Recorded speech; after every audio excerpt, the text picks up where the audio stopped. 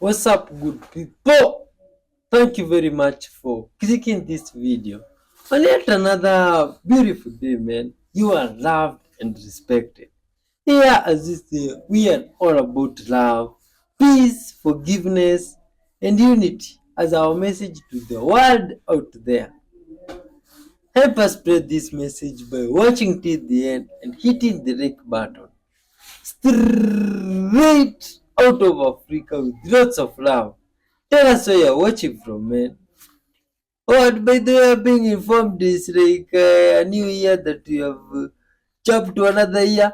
Happy New Year to you from wherever you're watching from, man.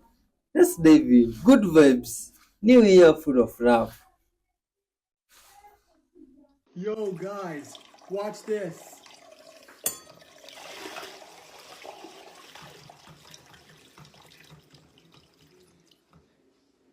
That was awesome. When I put the salt on a string on an ice cube, and then you put the ice cube down in the water to let it sink. And when I lift the string lifts the ice cube.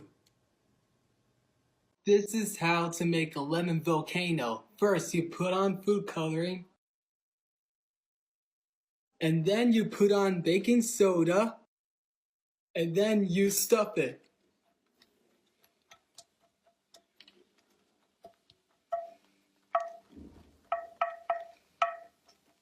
Pretty cool, right?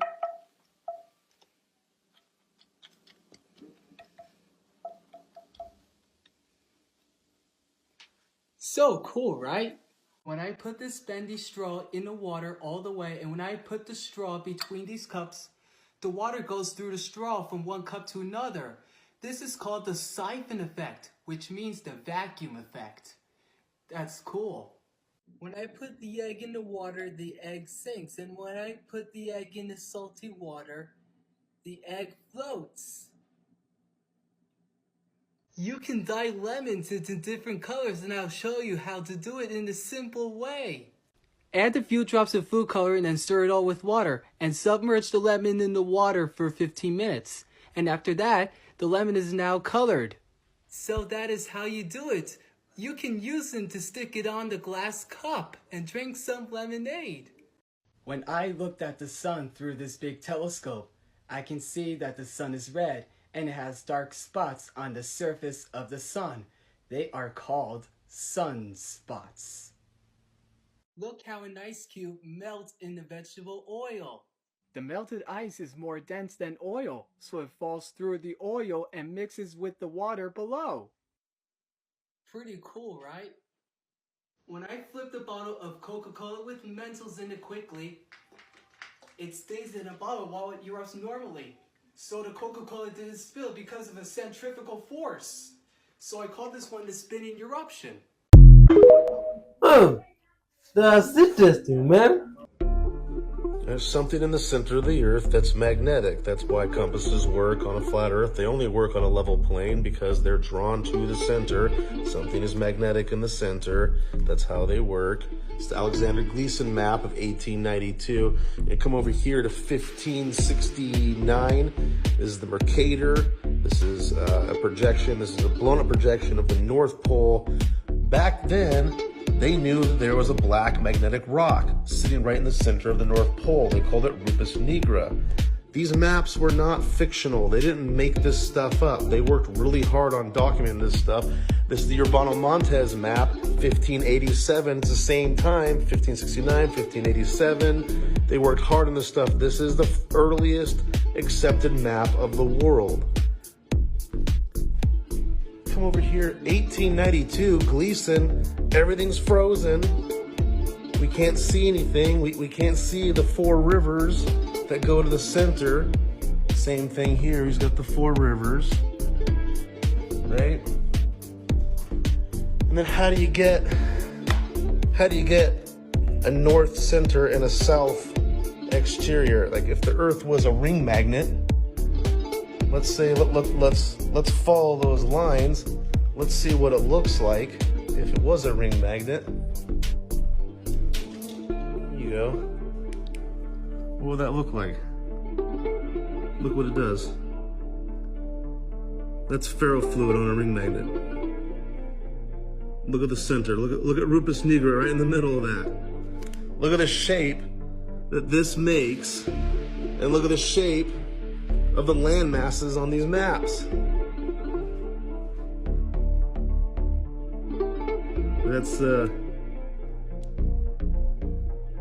That's just wild. That's just wild.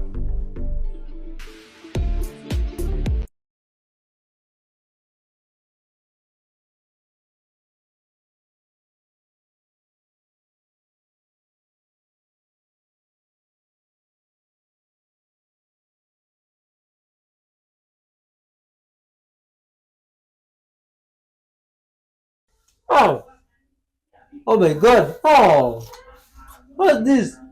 Flat Earth map. Oh, versus the spherical Earth. You see, this debate is always very. I wonder why people invest so much of their work and brain and effort in this debate. You see, whether the Earth is flat or spherical. But instead, we haven't solved the problems that are still with us here. You see, like the problems of chaos and all this distraction going on around us. You see, if we spread love out there to everybody equally and good vibes and caring, we will know a lot. We would even know that we are that has been kept secret away from people for a long time because people could be honest to one another. You see, and there wouldn't be any need of finding information of whether the earth is flat, square, triangle, or spherical from anybody else. You see, because we would all be one. Humanity as one. You see, love your neighbor as you love yourself. Good vibes till the end, man. Much love to you, man. And this year, just send and good vibe and caring. Mm.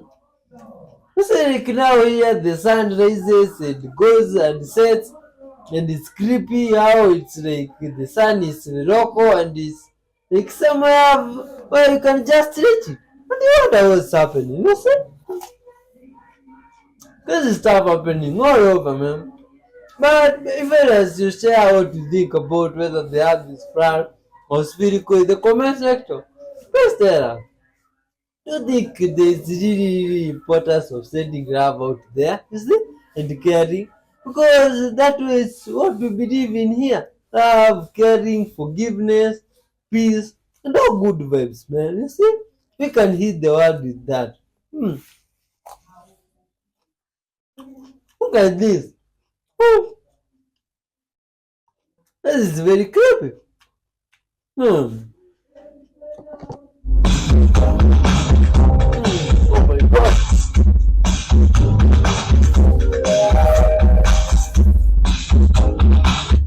Hmm. And this guy here is trying to do what? Oh, that demonstration. This is some demonstration of the earth theory of whether the earth is flat or spherical. And you see, if you have been keeping up with the episode, there was some episode that this experiment was done. You see, this guy who puts this stuff in the water which is circular, and they don't know which type of water is this. If it's water or carrying, but there is something when after this circle stuff is put in the water, it changes how it looks like. And you see, it looks like a sphere from a distance, but when you get closer, you see it's flat. You see, no, it really makes me wonder what's up with that. You see, and all this because people have many theories of explaining stuff and what they think about. You see, share out, please, guys. And also share your thoughts in the comment section. You know, everybody is allowed to think freely what they want, you see.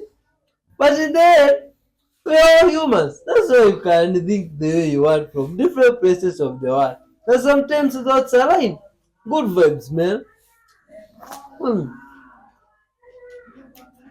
Oh my God. Oh. Uh-huh.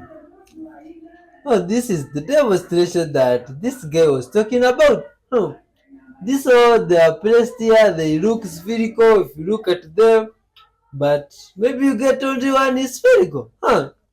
Which one is it? Oh my God. Huh? That one was a semicircular, or do you call it a semi-spherical? This is all crazy, and this is very weird, man. You see, with this theory of Earth, whether it's flat, circular, does it really matter? Please, guys, send love and caring out there. You see, this here is an area of good vibrations. Much love to yourself. I wish good vibes to you and blessings and rewards from the universe to yourself, man. You see, because you are a wonderful human. Huh. The hair is then cut to length. We machined an adapter to mount the camera to the microscope so you can see through the microscope as if we were looking through the eyepieces. Before we test the flint and obsidian, it is important to test with a control first. In this case we use a razor blade. We know razor blades can cut hair, so if we can't split the hair with this, then something must be wrong with the setup. Thankfully, the hair splits perfectly. In fact, here Alistair managed to split the hair into 4 pieces with the razor blade. Interestingly though, the split doesn't always follow the direction of the hair. We expected the split to follow the direction of the fibrils which comprise the hair cortex, analogous to a perfectly split piece of wood. The reason for this is because even though the hair appears to have an anisotropic structure, when dry, the material between the individual fibrils actually has very similar properties to the fibrils themselves, and so hair actually behaves like an isotropic material. Okay, so what about a hand-ground woodworking chisel? It's commonly accepted that chisels need to be super sharp to cleanly slice through wood. This allows woodworkers to make accurate joints. Here, Alistair begins sharpening a chisel with a coarse diamond stone, followed by a finer diamond stone, then a ceramic stone, before polishing the edges with a leather strop.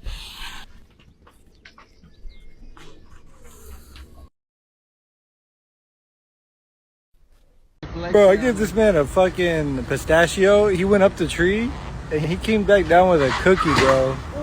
Oh shit. Somebody just got hit, bro. Fuck, bro. But back to the fucking squirrel though. Oh snap, we've got 2 more problems with the flat earth model. The sun and the moon. Let me explain. Flat earthers say that the sun is local, closer than we think it is, and it travels around like this. It travels around the outer perimeter in the Tropic of Capricorn, the middle when it's at the equator, and the inside when it's at the Tropic of Cancer. And it kind of spirals out, spirals in, right? And they say when it passes overhead, you're seeing it like a train going by. It's flat, same distance over here as it is right here when it goes by like a train. So it appears to come from nowhere over here and disappear into nowhere over there. Kind of believable because the sun is just a yellow ball. There's no markings on it. The problem with the sun is it's not little over there, big right here, and little over there as it would be with perspective if something went by like a train. The problem with the moon going round and round like this is, the moon does have markings on it. So we can see different sides of the ball, unlike the sun, which has no markings on it. So you can't see different sides of the ball as it goes by. The moon, it's got markings on it. So if it went by like this, we're seeing this side and we're seeing that side. Not the case. Last time I checked, every time I look at the moon when it's full, it's exactly in this position. No matter if it's on the east side of the horizon or the west side of the horizon, it looks exactly like that. And you know what's also weird? People in the northern hemisphere of our globe Earth see this moon with the eye up here, the Sea of Tranquility right here, the Tycho crater right there. You know what? People in the southern hemisphere, when they take a picture of the moon, it looks like this. The eye is over here. The Tycho crater is right there. Wonder why that would be. Maybe because they're looking at it from a different perspective. below the equator instead of above the equator. That's what makes that look different to them. So the fact that we see the same face of the moon all the time only works on a globe Earth. It doesn't work on a flat Earth, because we would see this side when it's over here, the bottom side or the face when it's right on top of us, and this side when it passed by. Wonder why. And for the super crazies out there that believe in a flat moon, like a disk moon, wouldn't we see a slither when it's over here, a full moon when it's above us, and a slither when it's over here? Dang it, it just doesn't work. Ah, how does it work? Oh my God. A-E-I-O-U. This is the American vowel sound. Japanese language is exactly the same. We say A, I, U, E, O. A, I, U, E, O. This is Japanese vowel sound. But this is exactly Japanese sound. A, E, I, O, U. And this is the Japanese ABC. This is the Japanese ABC. And then A, I, U, E, O. This is just sound of Japanese. A, I, U, E, O. And next one, just add K. Ka. Ki. Ku. Ke. Ko. So this is A, I, U, E, O. Ka, ki, ku, ke, ko. This is Japanese ABC. It's very simple. Oh, mochi mochi. If you've been feeling the shift in the world, here's why. We are about to enter the last period in a 180-year cycle called Period 9, according to Chinese astrology. The last 20 years was ruled by the earth element, which is why agriculture, real estate, higher education, especially institutional education, and young men were main focus, like Mark Zuckerberg, Elon Musk, and Jeff Bezos. The next 20 years, we're shifting to the fire element. So this is all about technology, creativity, artificial intelligence, women. But what does this mean for you? Two different types of non-physical worlds are going to grow astronomically. The first is cloud-based technology, artificial intelligence, electricity, internet, 5G, anything remote, AR, VR, metaverse, ET, satellites, you name it. Yes, I do think we're going to come into alien/ET contact. The second area of non-physical world that's going to come into major focus is the spiritual world, the psychic world, the shamanic journey. There will be major conversations and developments around remote viewing, remote travel, spiritual intelligence, heart-based intelligence. There might even be a cure for Alzheimer's or schizophrenia, anything that is the disease of the mind or the brain. And I truly believe that the people who don't keep up with the developments of these two intangible worlds are going to feel lackluster, left behind, emotionless, kind of numb. The Draco reptilian people had two enormous caverns. And I don't want to get off into that subject now. We can talk about it later. But there are caverns all over this planet which different extraterrestrial civilizations have been using, yes, okay, for thousands of years. Mm-hmm. Now, back to the SS. What the operatives found was an unbelievable series of situations that literally, when they gave their briefings to Admiral Ricobata, we also have one at least of three other Navy captains in his office at the time of this briefing to sort of set the stage for this. Okay, can I get the year that they did the briefing with Ricobata? 1942. Still during the war? Still during the war. Incredible. Okay. Yes. Yeah. Now, Admiral Ricobata, well, there was a large table. The operative sat on the other side of the table. Admiral Ricobata sat here, I sat next to him, and one of the three Navy captains sat next to me. The typist sat at the end of the table. That's the only people that were in there. We always had the same people. Essentially, all of these meetings, all of these disclosure meetings took place at night. The admirals aide would wake me up, sleeping in my barracks. He tapped me on the shoulder, and all he said was, "He's here." He escorted me across the facility over to this tall building, which is the command center at Naval Air Station San Diego. There's a small office near the top of this. That's where these disclosure meetings took place. So these operatives then brought back this information, which is, even Admiral Ricobata said, "I don't believe one word you're saying, young man." That came up over and over.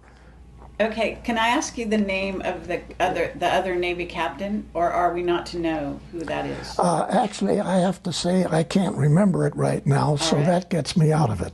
Okay. Yeah, all right. But I really don't remember. Okay. Okay. But these operatives themselves didn't believe some of the information that they had to bring back, and so all they tried to do as best they could is present a package of information. Some of it even had manuals, okay? Some of the manuals were in hieroglyphics.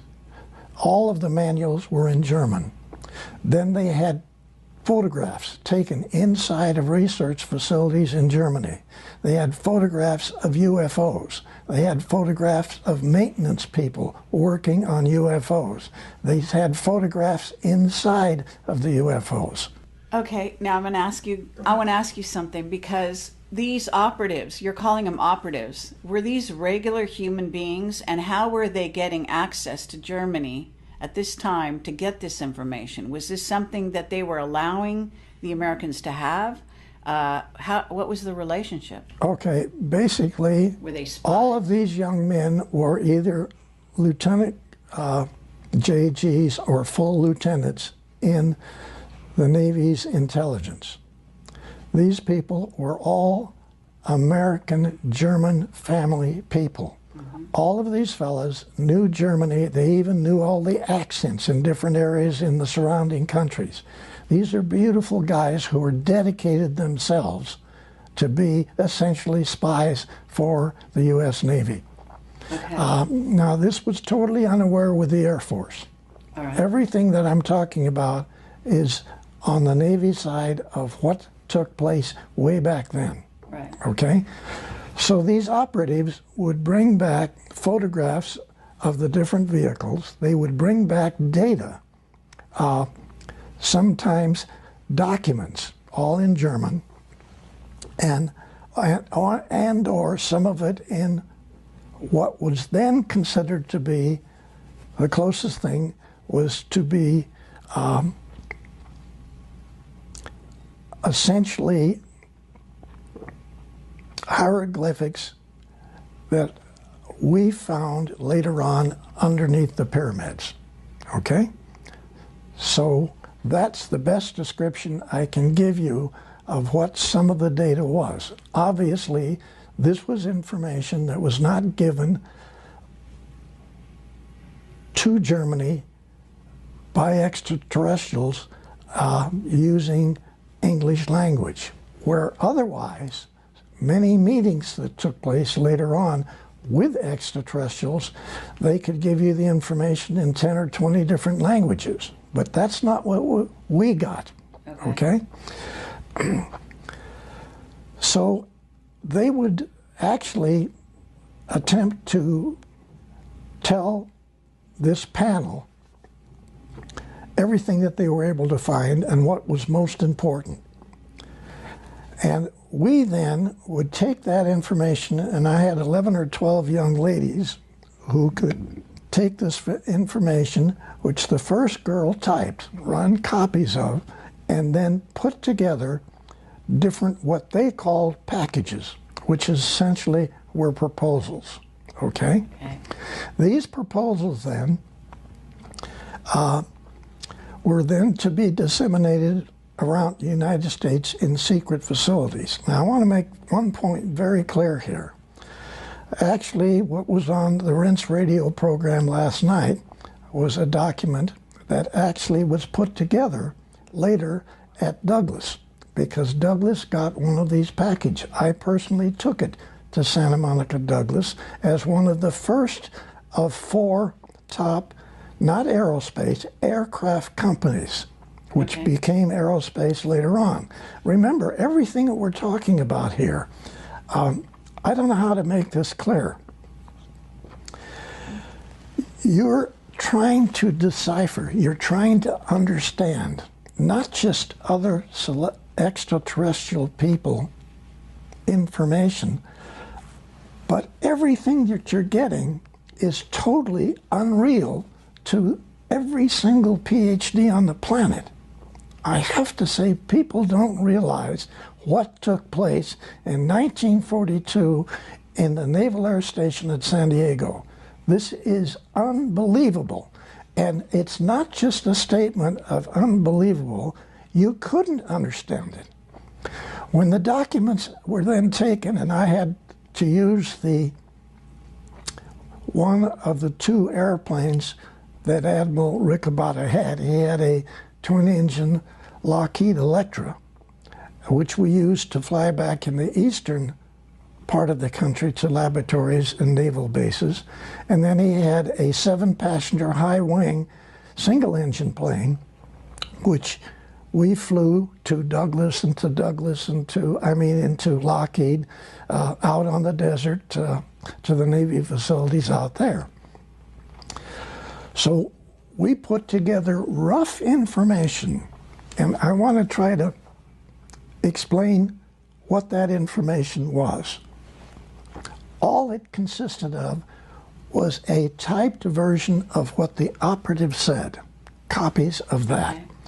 Some documents, some photographs, some written notes, like there might be as many as 30 pages of written notes that the operative would give to the admiral. Okay, now I'm going to stop you there and ask you, Riccobotta and yourself, can we get a little background on why you 2 guys were so instrumental in this process? Now, I know something about you from reading your book, and I want to highly recommend his book. It's fascinating. But I do want to share with the audience here, Riccobotta, you told me on the phone, I think you said he was Australian and he wasn't trained in America. Is that right? Yes, and you're asking a very important question, okay? What you're asking, it's extremely important. We're going to have to step back our thinking here to the people on this planet. Okay. They don't know there's extraterrestrials. Yeah. They don't know that there's not just one of them. Maybe we've got thousands. Maybe we got billions of extraterrestrials. The latest number, just recently, we doubled the number again. We now have 200 trillion galaxies. Oh my God! What do you think about these cities? From a body language perspective, rather than looking for signs of truth or signs of lying, why not look for signs of comfort or signs of discomfort? That's actually way more revealing than looking for signs of truth or deception, because that can mislead you and take you down all sorts of wrong paths. However, looking for signs of comfort, someone feeling relaxed, confident and natural and at ease, versus looking at someone who's uncomfortable, who will be fidgeting maybe, who will be holding themselves really still so they don't reveal something. Look for those signs of discomfort rather than signs of lying, and look for signs of comfort rather than signs of truth. You'll get way further with your analysis.